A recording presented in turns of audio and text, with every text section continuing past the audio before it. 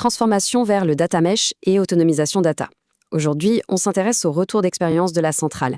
L'entreprise, bien connue pour sa marketplace automobile, a mené une mutation de fond de son architecture et de sa culture de la donnée. D'une entreprise née sur le papier, elle est devenue une organisation entièrement pilotée par la data. Voyons ensemble comment cette transformation s'est opérée. Ce chiffre, 38 millions, c'est le nombre de visites mensuelles sur le site. Ça donne une idée de l'échelle et du volume de données à traiter. La question centrale pour l'entreprise était donc comment exploiter efficacement cette masse d'informations sans que l'organisation ne devienne un énorme goulot d'étranglement.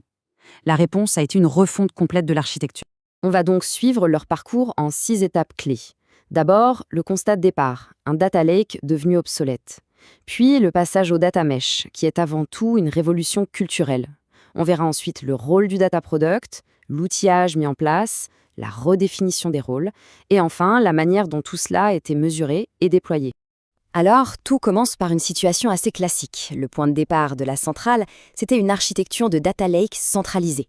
Un modèle qui a eu son utilité pour consolider l'information, mais qui, avec le temps, a montré ses limites. Il était même devenu un véritable frein à l'agilité des équipes. Le CTO de l'époque, Thomas Berger, a en fait diagnostiqué 3 problèmes fondamentaux. Le premier, c'était le goulot d'étranglement. Une unique équipe data centrale complètement submergée de demandes.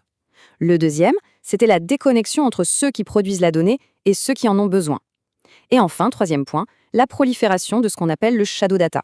Des fichiers Excel, des bases de données locales, bref, des silos non gouvernés qui créaient beaucoup d'incohérences.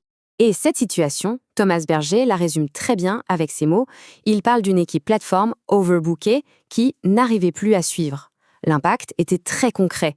L'équipe centrale n'était plus un moteur d'innovation, mais un simple centre de traitement de tickets incapable de répondre aux besoins du business. Face à cette impasse, la solution retenue, c'est le data mesh.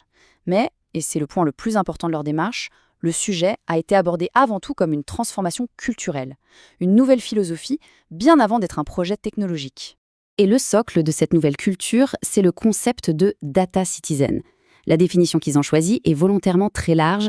Un data citizen, c'est simplement quelqu'un qui interagit avec les données. Le principe est simple, chaque collaborateur est à la fois producteur et consommateur de données. La data devient donc une responsabilité partagée par tous. La première étape concrète a donc été organisationnelle. Et l'approche est intéressante. Il ne s'agissait pas de calquer la nouvelle architecture sur l'organigramme existant, au contraire, ils ont identifié les grands domaines métiers de l'entreprise, la recherche, le référentiel des véhicules, etc., et ont structuré les équipes autour de ces actifs de données. Une fois ces domaines définis, il fallait une unité de base pour cette nouvelle organisation. Et cette unité, c'est le data product. L'idée, c'est de ne plus voir la donnée comme un sous-produit technique, mais de la traiter comme un véritable produit, un actif stratégique pour l'entreprise. C'est la pierre angulaire du data mesh. Pour bien comprendre ce que c'est, prenons l'exemple du domaine recherche. Les données issues des recherches des utilisateurs sont packagées en un seul data product. Et ce produit sert 3 axes de valeur. D'abord, le monitoring, pour suivre la santé technique de la plateforme. Ensuite, la prise de décision, en analysant par exemple l'usage des filtres pour améliorer le site. Et enfin, la création de nouveaux services, comme un outil sur les tendances du marché pour les professionnels. Et pour illustrer la valeur métier de ce service de tendance, le CTO donne un exemple très concret. Il explique qu'ils ont pu détecter en temps réel une grosse baisse sur les Tesla, ce qui a permis d'informer immédiatement les concessionnaires partenaires. La donnée n'est plus un rapport qu'on lit à la fin du mois, c'est un signal actionnable quasiment en direct. Évidemment, une vision organisationnelle, même très claire, ne suffit pas. Pour que l'autonomie des équipes devienne une réalité, il fallait leur donner les moyens de la mettre en œuvre. D'où la nécessité de construire une plateforme technique en self-service. Cette plateforme s'articule autour de 4 grands blocs. Le premier facilite la création des data produits de manière standardisée. Le deuxième est dédié à la qualité de la donnée pour monitorer la fiabilité. Le troisième bloc simplifie l'accès à la donnée, notamment pour les analystes, via des outils comme dbt. Et enfin, le quatrième et dernier bloc, c'est le catalogue de données qui centralise toute la connaissance. Et ce dernier point sur le catalogue est absolument fondamental. Quand tout le monde manipule de la donnée, il faut un langage commun. Un terme comme compétitivité, annonce, doit avoir une seule et unique définition partagée par tous. C'est la condition indispensable pour que les décisions prises dans toute l'entreprise soient cohérentes. On a donc l'organisation par domaine, on a les outils en self-service, mais qui fait quoi concrètement ? La technologie ne faisant pas tout, il a fallu repenser en profondeur les rôles et les responsabilités de chacun. Le changement le plus radical, c'est sans doute celui de l'équipe Data Central. Sa mission a complètement pivoté. Avant, c'est une équipe de faiseurs qui développait des pipelines de données pour les autres. Aujourd'hui, c'est une équipe d'outillés. Sa mission est de construire et de maintenir la plateforme qui donne de l'autonomie aux autres équipes. En parallèle de ce pivot, la responsabilité de la donnée a été diffusée au cœur des équipes produits. On voit alors émerger deux nouvelles casquettes. Le Product Manager devient Data Owner, responsable de la qualité et de la gouvernance de ses data products, et chaque développeur devient aussi un Data Product Developer en charge du cycle de vie technique. Une transformation de cette ampleur, ça ne se décrète pas.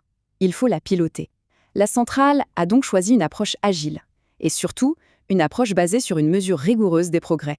Pour mesurer l'adoption du data mesh, ils ont justement créé un outil, une matrice de maturité. Elle permet d'évaluer chaque équipe de manière objective sur 5 grands critères qui vont de la qualité des données à l'architecture. C'est à la fois un outil de diagnostic et une feuille de route pour chaque domaine. Un autre point important de la stratégie, c'est le refus d'une approche Big Bang. Le déploiement a été délibérément incrémental. Le projet a commencé il y a plus de 2 ans avec une seule équipe pilote. Et c'est seulement sur la base de ces retours et apprentissages que la démarche a été progressivement étendue. Bien sûr, le projet est un processus continu. Parmi les leçons apprises et les défis à venir, la centrale en identifie 4. Il y a l'enrichissement constant du catalogue de données, l'extension de la gouvernance aux équipes non techniques, l'ajustement des indicateurs de maturité et surtout un effort permanent d'évangélisation pour que personne n'oublie le pourquoi de cette transformation. Et pour conclure, cette phrase du CTO adressée à ses équipes résume parfaitement toute la philosophie de la démarche. Vous avez les outils pour créer vos sources, pour les exploiter. Utilisez-les. C'est un message clair de transfert de responsabilité et d'autonomisation. La plateforme fournit les moyens, mais la création de valeur, elle, est désormais l'affaire de tous. Rendez-vous chaque jeudi pour une nouvelle édition de Secrets de Data.